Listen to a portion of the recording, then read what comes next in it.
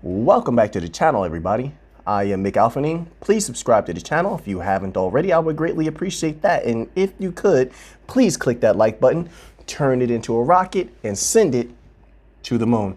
So we're going to start off today with a tweet from Carmel Cadet, who is the head at MTech, which is leveraging Hbar as a CBDC, central bank digital currency, and the infrastructure. They're pushing the infrastructure utilizing Hbar everywhere around the world, doing a great job. So we're going to start off with a tweet here, and it says, for us, working with central banks is about solving problems. There's a myriad of problems that they can solve as well in the banking system. We all know that.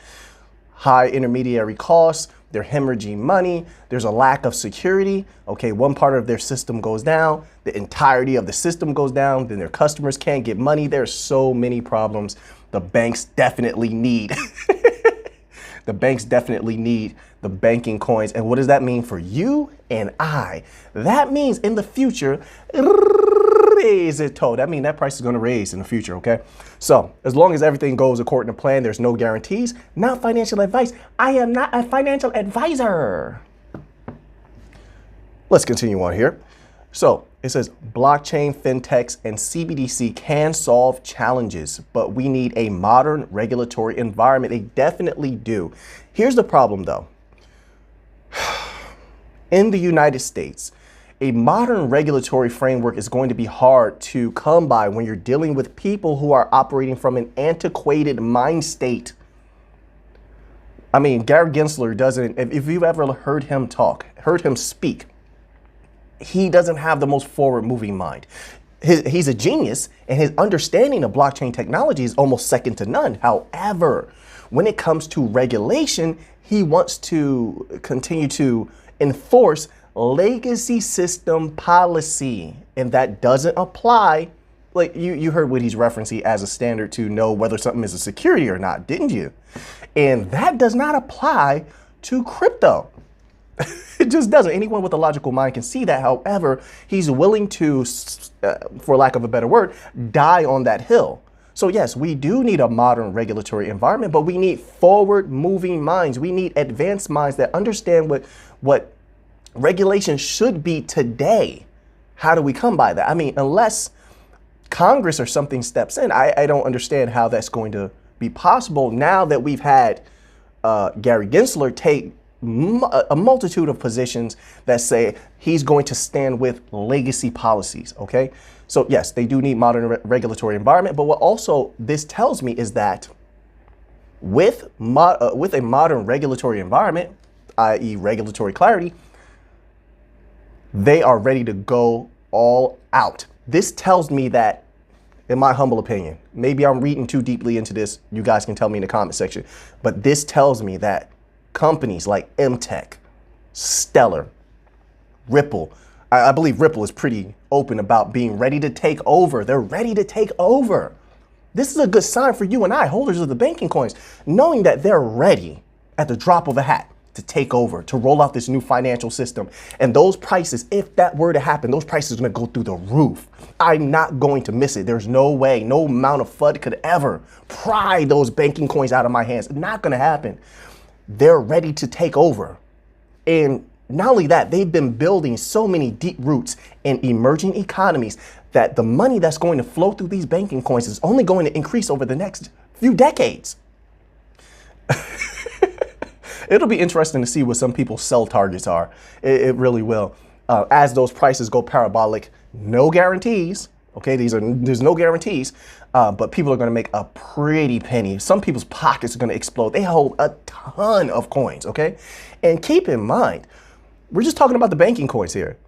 Just talking about the banking coins. I don't cover the quick plays, okay? Everybody has quick plays here and there, but we don't cover that on this channel. So people are going to make money from their quick plays as well, because once the banking coins rise and they dominate, a lot of other coins that are attached to them are going to rise as well. And some people hold those things in addition to the banking coins, and they're going to make a pretty good amount of money here. Not financial advice, not a financial advisor. Okay, so let's continue on here. But we need a modern regulatory environment for the ecosystem to scale successfully and safely, because nobody wants to worry about liability. This is why a lot of companies are holding back. They're holding back. They're worried about liability. They're worried about getting a subpoena through the mail from the SEC. Okay, a lot of companies that has happened to, and it has halted their progress or has hindered them. Can you imagine trying to innovate while you have a subpoena weighing down on your mind? You have a legal case weighing down on your mind. How much of your mind can you really give to your projects and moving forward when you have to worry about battling a government entity? So yeah, that's what I take that to mean by scale successfully and safely into the new digital world. And the only entities that these battles are benefiting is the legacy system, which is doing what? Destroying everyone. They're losing money. They're hemorrhaging money. They had to be bailed out multiple times years ago. I mean, there's nothing beneficial about it whatsoever. Every time there's a bank run, people can't even get their money out the ATMs. They shut the ATMs down. You can't even get into the banks because when there's a bank run, they don't even have the money on hand. Listen, these pieces of the new financial system that we hold are beyond gold or RAM. They are beyond gold because if everything goes according to plan, those prices are going to go through the roof. It's going to rip the roof off of your house. They need them. The banks are in trouble. Now, let me also say, scale successfully and safely. It also, and I had to pause right there because I'm piecing things together in my mind as I'm thinking about what I'm going to say. But the possibility of a redacted, I'm just going to say it like that, redacted happening to those systems is very high since it was happening to different systems over banking systems over last year, 2021 summer. And what happened was when the redacted happened to those systems, they shut down. Certain things happened, unsavory things, and those systems shut down. Their customers couldn't even get money. We're talking about millions of people. So once again, I iterate, they are ready to roll this new financial system out. This is why I take this tweet to mean MTech is ready to go with Hbar as an infrastructure for CBDCs is very good in my humble opinion. And they would protect the banking system. That's also beneficial, SEC, that's beneficial to the people around the world. All right? Not just United States, it's beneficial to the people in the United States, but it's also beneficial to the people around the world. Because with these infrastructures, if one part goes down, the rest of the blockchain, the rest of the hash graph system continues to function as if nothing ever happened. How secure is that? And your data is secure. So, muy linda, mi gente, muy linda. Okay, let's continue on here. So now we have an article about Vidya Mani of Ripple, and let's just give a little read here. International transactions have long been filled with delays as different parties took time and fees along the journey. Vidya Mani is part of the team that's turning that around through creative computer programming. Mani's the vice president of engineering at RippleNet, which is turning blockchain technology loose on myriad transactions across the globe, creating a smooth path for sellers and buyers in different countries. What used to be multi-day process filled with tricky conversations and delays is now nearly instant, low cost. We know all of that here.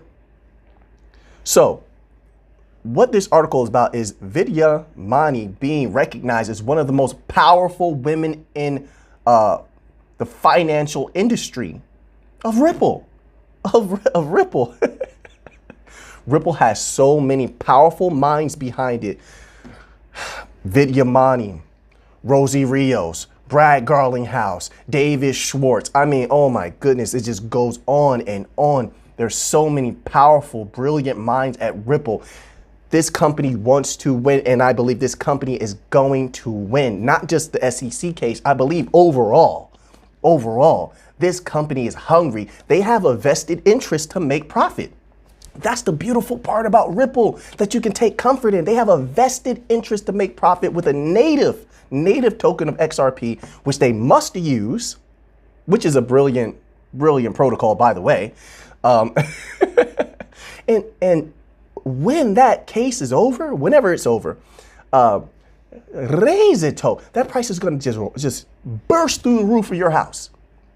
It's going to be beautiful, beautiful driplets of money, like rain, just falling down. That's how I picture it. Just driplets of rain money falling down from your roof that was torn off by the momentum of Ripple. When you see that chart and you see the price going up, your eye's going to pop out of your head. It's how I feel. And it's going to be fast. I anticipate that. It's going to be very fast. Why do I say that? I say that because Ripple has already set up infrastructure for so many of those banks. It's already set up and ready to go. They're just waiting. They're just waiting. This is why Mr. Garlinghouse can say that it's just a flip of the switch. That's not just a phrasing. It's because Ripple has done the work over the years, aggressively, I might add. They did a great job. That's how you seal deals. That's how you get memorandums of understanding, and that's how you set up infrastructure. Aggressively over the years, they set up infrastructure quietly, and now they're ready to just roll it out. I mean, as long as everything goes according to plan, and I believe they have pretty solid contracts, in my humble opinion, I would think so. They have some of the best lawyers. They're ready to roll it out at the drop of a hat. And that price of XRP is going to go up very fast, very fast. This is why the lower it goes right now, the better. I'm going to accumulate more. I can't tell you guys what to do. I'm going to accumulate as much XRP as possible continuously. It's not going to stop. It's not going to stop. I want as much money as possible. I don't know about people out there. I can't speak for you. I want as much money as possible. I think you do too. So, but when I'm going to continue to accumulate, and the lower it goes, let it go lower. Let it go lower. Do us the favor. Make it go lower. This is how I feel personally. But it's going to go fast, fast. I believe XRP is going to go fast. Hbar is going to go fast. Hbar was saying, I know you've heard this before, they're going to do more advertising than ever before this year. We'll wait to see if that actually happens. But here's what I'm going to add to that. If there's regulatory clarity, they're going to double advertising. I bet you anything. I guarantee you, if there's regulatory clarity, they're going to double their advertising dollars because they know what's at stake and they cannot. Listen, Stellar, I think they're going to finally start using a lot of that advertising money. Stellar, Hbar, and Ripple, I guarantee you, if there's regulatory clarity, it's going to look like a war between those companies. Even though they're interoperable and they're sort of all working together, it's going to look like a war how much advertising you're going to see from them. And I predict Hbar will double their advertising because they know what they have is superior to almost everyone except for Stellar right now, because they can do 1 million transactions per second between two parties, and that's only going to increase because of their Starlight protocol. But other than that, Hbar would dominate. They'll double their advertising. And if they double their advertising, oh man, my goodness. Think about it for a moment, just logically. If they're going to do more advertising than ever before, when there's no regulatory clarity, if there was regulatory clarity, why wouldn't you double it? Think about that for a moment. You at least go 1.5 on it, at the least 1.5. At the most, I'm going 2.5 on it.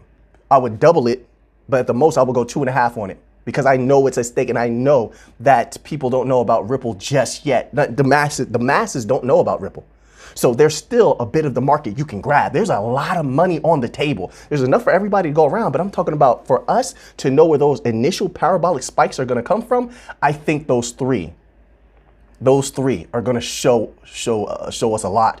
Now, Algorand, I'm not putting in that right now because I think they're moving at a more even pace. They're setting up infrastructure in different areas where they can grow at a more even pace. But I envision Stellar, Hbar, Celo, and Ripple taking off like rockets. Now, Celo, I perceive taking off like a rocket. People are going to take profits because they're going to make a lot of profit from Celo. Then it'll drop. Okay, and I think Celo will experience a lot of different spikes until they have different institutions possibly running payroll on them.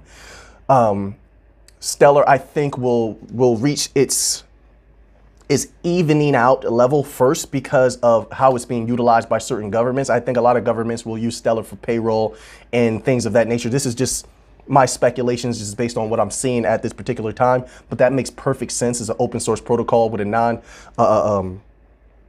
a not-for-profit who's not going to be too aggressive on your neck, and you can manipulate it how you want. I see a lot of institutions sort of molding Stellar to how they want it to be, bringing in a different fintech and having them mold it and utilize it in ways that they want to, just layering something on top of it, or, you know, wrapping it, whatever they have to do, whatever those terms are.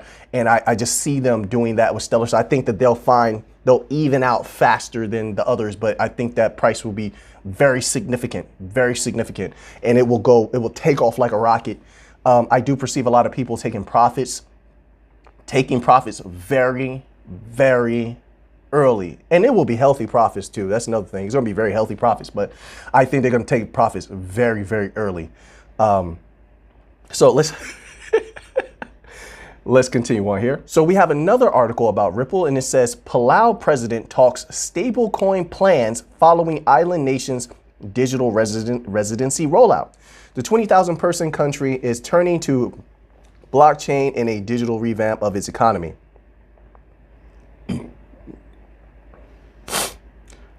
The Republic of Palau, an island nation in the Pacific with just under 20,000 citizens, has partnered with blockchain research firm Cryptic Labs to launch the world's first digital residency program. The program uses Cryptic Labs' root name system technology, allowing anyone from around the world to apply. Once approved, users will be issued a non-fungible token, NFTs. Look at this. Issued a non-fungible token of their digital resident ID cards.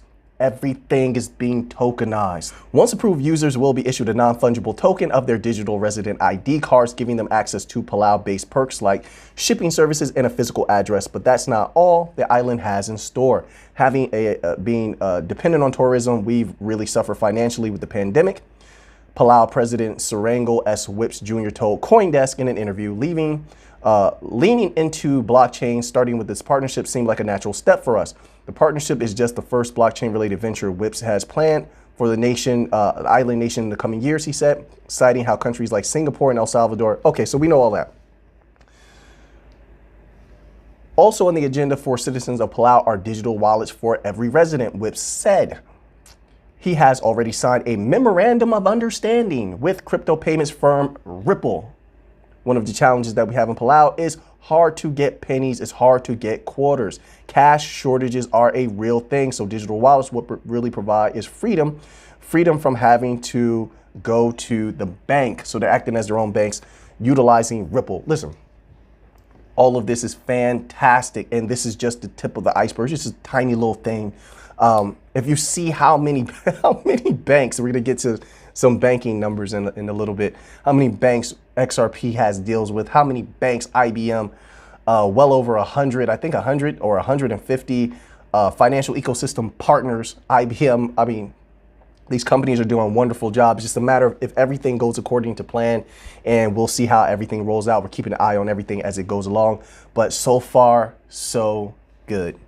So now we have a tweet here from Celo. It says, the reason of Celo HODL, the partnership between Celo Org and Mistin Labs. Celo Org will be the fastest EVM compatible blockchain with faster transaction speeds of up to 140,000 transactions per second. Listen, I told you, all of these blockchains, in order to stay ahead of the legacy system, which it is trying to develop certain things to go against blockchain and try to maintain their power in the world and maintain their position as far as getting all of them, having all of the money come and flow through them. All right, all of the capital is theirs. In order to stay ahead of that legacy system, all of the blockchains are going to have to be upgrade, increase their transactions per second, increase their security, their infallibility.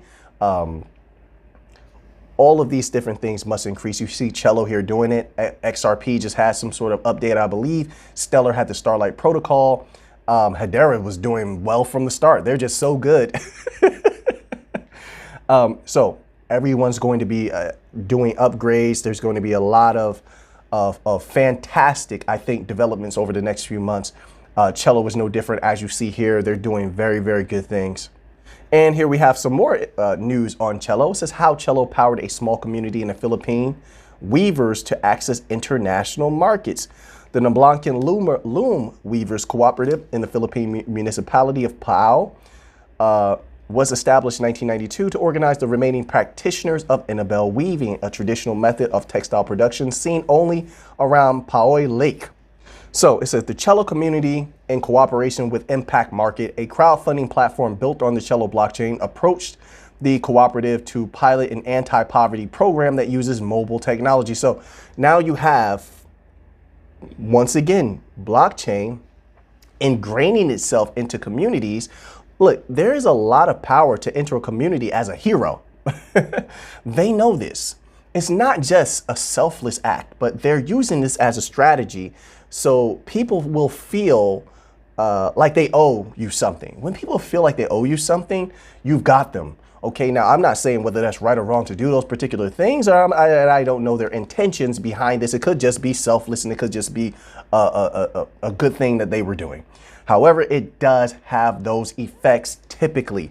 And so individuals in these communities are going to be more apt to use something like Celo that they feel came in and helped them. All right, so we have Celo here in the Philippines. We have a lot of blockchain corridors in the Philippines, okay? So, and there's a lot of cross-border activity as far as capital moving back and forth from corridors within the Philippines. So this is another good result for Celo. They're making a lot of moves. They upgraded their team last year. Everything's looking very good. And as I said before, I think Celo is one of those ones going to take off first. It always spikes. It always does. And that's off of retail. That's off of retail. It's one of the few banking coins. Like it's like, it's not up there, in my opinion, with XLM, Algorand, Hbar, and XRP as far as being the top of the top, but it's right there. But because of its circulating supply, Celo always takes off first, and it takes off hard. It's easy to make profits with Celo. So yes, I do see it in the future being another one that takes off. It'll go down to $2, $2.50. It'll go back up to $5. People are going to take some profits. It'll go back down to $3, $4. Then at some point, it probably will go back up to $10. People are going to take some more profits. It's not me. What I'm saying, people are going to take some profits.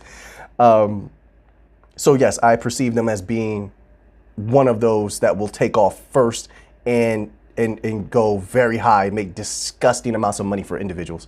So now we have Algorand. Algorand, congratulations to IBFnet on the launch of their Algorand-powered Confluence platform. Says IBFnet Group, we are live now. Confluence, a platform that lets you create your own impact portfolio.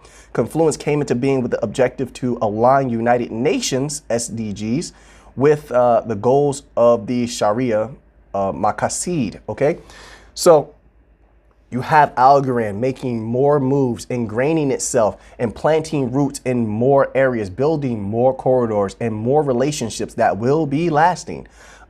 Create your own impact portfolio, announcing the launch of the Confluence platform.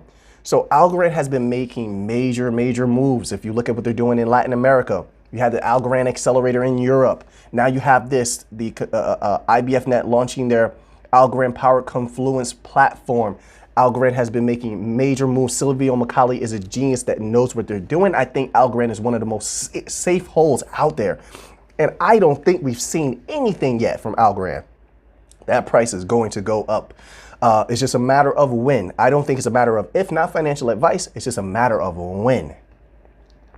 More Algorand news. Exciting to see at Le Mans Virtual launch an NFT marketplace for modern fan engagement. Le Mans are pleased to present our first NFT marketplace presented by our partners at Algorand. There will be opportunities to find exclusive moments and artwork on the marketplace, and there will be more added throughout the weekend, and you can get that at nft.lemansvirtual.com. They have a nice picture of some race cars here. Listen, the NFT market is going to continue to expand. It's going to continue to grow, and you haven't really seen big money get into it yet. You will. You will. When large companies start getting involved en masse, then then you're going to see some parabolic spikes. And as I said before, as you can see, the banking coins are, I believe, are going to take over the NFT market because they have the lowest fees, they have the fastest transaction times, and they are the most motivated to continue to innovate. Quickly, by the way, quickly. And they're the most secure. And one of the parts of NFTs is the security of the NFT, being able to verify it, being able to know that your NFT is not going to be stolen from you, right? So the banking coins have the best security. Algorand has some of the best security, Hbar, Stellar, XRP. So this is, I think this is just a preview of what is to come. Now we're going to get into some banking numbers. We're going to start off with PNC. I went to a list of Ripple associated banks. So we're going to start off with a little bit of Ripple, end off with some of the ones that are both tied to XLM and Ripple. So we're starting off with PNC. This is from pnc.mediaroom.com, and it reads, PNC reports third quarter 2021 net income of $1.5 billion. This is just quarter three. Just quarter three, $1.5 billion. 3.30 diluted EPS, or $3.75 as adjusted revenue. This is in the millions. Revenue, $5,197 million. Okay, that was in third quarter 21. Second quarter was $4,667 million revenue. Now look at the increase on that. It's increasing every quarter. This is very good for Ripple to be associated with this particular bank and them be leveraging the XRPL in some way, shape, or form. Even if you got a modicum of that money, that tells you that that price of XRP is going to go through the roof. Okay. Net income, $1,490 million. That was in quarter three. Okay. That's absolutely amazing. Makes you get a little chill on the back of your neck. Okay, let's go here. We have American Express. Total revenues net of interest expense, $10,928 million. That was at, I think this is quarter three. Let's just take a look here. Yep, third quarter. Okay, so we have net income, $1,826 million. One more time. $1,826 million. I like to say it that way. It sounds better, but that's how they're putting it on the charts anyway. You can just use your deductive reasoning on moving it up to billions, okay? Average diluted common shares outstanding, 787 million.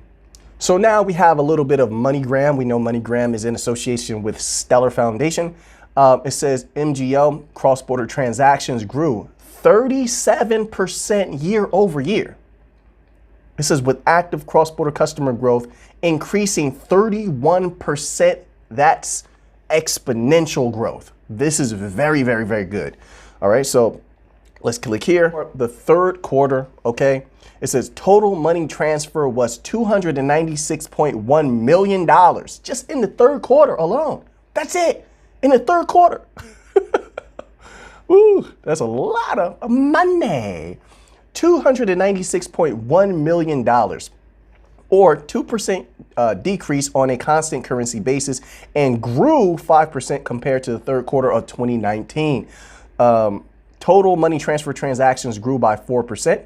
Total MGL money transfer revenue increased to $46.9 million, representing 34% year over year growth. That is great. Good job, Moneygram. Keep doing keep doing good, Moneygram.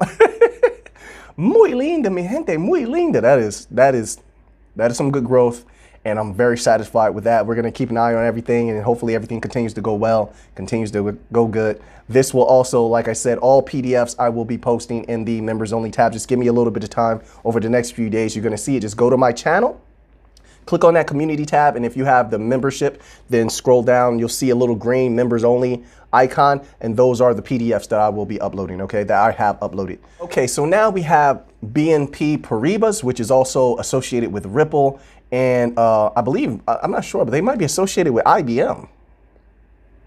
Oh, they are associated with IBM. My apologies, they're associated with IBM, so then they're associated with Stellar. So we have sustained revenue growth at 4.7%. And that was versus third quarter in 2020, which was 4.6%. And we have operating income at, and this is in euro, okay? Operating income at 3,280 million euro. Okay, one more time, 3,280 million euro. That is the operating income. That's plus 31% versus third quarter in 2020, which was 24.8%. Net income is 2,503 million euro, which is plus 32% versus third quarter in 2020, which was 29%. So this is also good growth. So far, all of the financial institutions associated with Ripple and Stellar are doing fantastic. That's good. We want as much money to flow through these crypto banking coins as possible when they give the green light and there's regulatory clarity. Let's hope everything goes good with that. Let's hope it goes well, because that has an umbrella effect, and that has a domino effect around the world. And but if there's a green light, this is a good sign. We want as much money to flow as possible, and that is going to be good for you and I. Muy linda, mi gente. But that means we're going to make a lot of money if everything goes according to plan. There's no guarantees, but if everything goes according to plan, we're looking at some very substantial gains. Okay, so let's continue on with the numbers here. Now we're here at Luminor Bank. Okay, this is not a bank we've covered before, Luminor Bank. And let's click here. This is from the third quarter also. It says net profit increased to 26.7 million euro, a 19% increase compared to the third quarter of 2020. Non-performing loans fell to 2.3% gross loans. Total operating income, I'm going to assume this is by the millions, of third quarter 2020 was 85 million versus 2021, 78.5 million in the third quarter. However, there are certain negations, I believe, that are here. As they stated before, I iterate, net profit increased to 26.7 million euro. Once again, another bank is doing very well. If you're experiencing a 19% increase of your net profit, then I think you're doing pretty good. So Luminor Bank is looking pretty good. Let's continue on here. All right, so then I was trying to look up the third quarter of MUFG, and it says here on their website, mufg.jp, that financial results for the third quarter ended December 2021 and is to be announced on February the 2nd. So around February the 2nd, we need to be looking out for a report from MUFG. All right, and then we'll be able to get some numbers from them, and then you'll be able to do your own calculations as far as maybe they might even provide transaction volume, average transaction value. We haven't gotten into some of those things yet. We're just trying to cover the basics right now, and one step at a time, we'll be getting into things like that. So last but certainly not least, we're going to cover everyone's favorite, Bank of America, who has ties with Ripple, also has ties with IBM. You know, they partnered with IBM to build the CBDC infrastructure. IBM is tied to Stellar through their WorldWire system, also Hbar. I mean, Bank of America has their hands in all the little pots, all right? So let's get some numbers from Bank of America here. This is Q3 2021. Everybody's favorite Bank of America. Net income rose 58% to $7.7 billion. Revenue, net of interest expense, increased 12%. See, now, net of interest expense, that's something that can be negated in the future. We'll see how that goes. Increased 12% to 22.8 billion. Net interest income up $1 billion or 10% to $11.1 billion, driven by strong deposit growth and related investment of liquidity and paycheck protection program activities. Non-interest income up 14% up to $11.7 billion. Provision of credit losses improved by $2 billion to a benefit of $624 million, reflecting a reserve release of $1.1 billion, driven primarily by asset quality improvements during the quarter. Bank of America is doing fantastic as far as what this is showing here. Consumer banking, that was Q3 21 financial highlights. Q3 21 business segment highlights. It says consumer banking net income of $3 billion. Listen. It looks like Bank of America is not only doing well, but because of their relationships that they have with Ripple and IBM, it seems in the future they'll be doing even better than now. Imagine how much money that they will be saving, how many expenses they will be negating, and how much on their capital they'll be increasing on bringing in capital if they're able to utilize some of these CBDC infrastructures, digital currency infrastructures, or have one of these banking coins run a digital rail for them. Imagine how much they would be saving. And then of course, that's good for you and I, because that will make those prices go insanely parabolic, dealing with a company like Bank of America, who is apparently doing great, bringing in a good amount of capital already. And not only that, it's going to have high transaction volume paired with high transaction value. So this is all extremely good. I definitely recommend everybody reading through these PDFs. It's going to tell you about Catalyst. It's going to tell you how much money the banks are bringing in, what you can look forward to if everything goes according to plan with these banking coins, and hopefully they will. And maybe we might even get some regulatory clarity coming in soon. I hope. Who knows? At this point, I don't know. I'm not even really trying to guess. I'm just happy whenever it happens. I know how long it takes to set up infrastructure, even with regulatory clarity. I know we like to hinge a lot on that, but as I said before, infrastructure implementation usually takes a little bit of time. I don't agree wholeheartedly with 2 to 3 years being the timeline. Like, I think that's a little too soon, in my humble opinion, but anything is possible when you're dealing with companies like IBM rolling out infrastructure, MTech, ready to roll out infrastructure. So maybe it'll go a little faster because of companies like that ready to roll out infrastructure for the banks. Banks don't have to do as much, but we'll see. Banks can be very stubborn, we'll see. But I would estimate 3 to 5 years, in my humble opinion. No, we'll see what happens. So anyway, I'm still getting my mind flowing back, everyone. I'm still trying to get back into the groove of everything, but we're starting to cook a little bit. We're starting to get things going back how it used to be. Thank you for being here with me. I greatly appreciate every single one of you out there. I appreciate your comments you're leaving in the comment section. Thank you so much for being here. And now that you have that information, what are you going to do with it? I know what I'm going to do with it. So until next time, let's get to the money.